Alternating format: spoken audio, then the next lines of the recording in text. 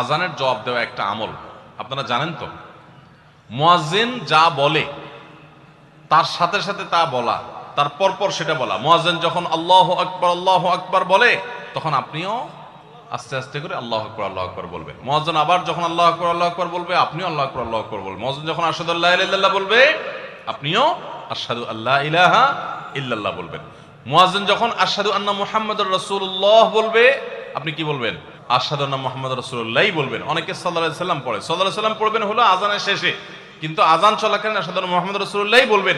সহিহ মুসলিমের আযানের জবাব দেওয়ার অধ্যায়ে পরিষ্কারভাবে নবী সাল্লাল্লাহু আলাইহি ওয়াসাল্লাম শিক্ষা দিয়েছেন। ইমাম মুয়াজ্জিন যখন বলবে, ইযা ক্বালা আশহাদু আন্না মুহাম্মাদুর রাসূলুল্লাহ ফাকুলু আশহাদু আন্না মুহাম্মাদুর রাসূলুল্লাহ, তখন আমরা আশহাদু আন্না মুহাম্মাদুর রাসূলুল্লাহ বলবো। এরপর হাইয়া আলাস সালাহ হাইয়া আল ফালাহ যখন বলবে, তখন লা হাওলা ওয়ালা কুওয়াতা ইল্লা বলবো।